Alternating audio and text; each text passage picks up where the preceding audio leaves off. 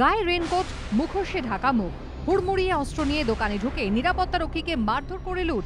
বৃহস্পতিবার ভর দুপুরে ভয়াবহ ডাকাতির সাক্ষী যোধপুর পার্কের গড়িয়াহাট সাউথ রোডের এই সোনার গয়নার দোকান। অভিযোগ, এদিন দুপুরে হঠাৎই দোকানে ঢুকে পড়ে গায়ে রেনকোট ও মুখোশ পরা 4-5 জন সশস্ত্র দুষ্কৃতী। প্রথমে নিরাপত্তারক্ষীকে মারধর করে তারা, তারপর দোকানের কর্মীদের আগ্নেয়াস্ত্র দেখিয়ে চলে লুটপাট। অভিযোগ, প্রায় 10 মিনিট ধরে লুট চালিয়ে লক্ষাধিক টাকার গয়না নিয়ে চম্পট দেয় দুষ্কৃতীরা। এখানে আমাদের এই দরজাটা খুলেই ওরা পকেট থেকে পিস্তল বার করেছে।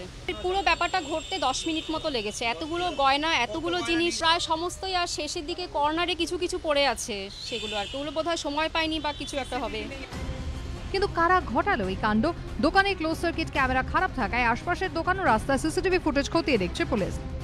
তাহলে কি সিসিটিভি খারাপ এই খবর আগে থেকেই ছিল দুষ্কৃতীদের কাছে, নাকি দোকানের কারোর কাছ থেকে খবর পৌঁছেছিল ডাকাত দলের কাছে? গোটা বিষয় খতিয়ে দেখছে পুলিশ।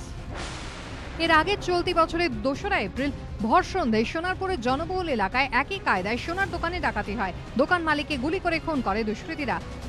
এবার ভর দুপুরে খাস কলকাতায় সোনার দোকানে ডাকাতি। তদন্তে নেমেছে লেক থানার পুলিশ। পার্থপ্রতিম ঘোষের রিপোর্ট, এবিপি আনন্দ, কলকাতা।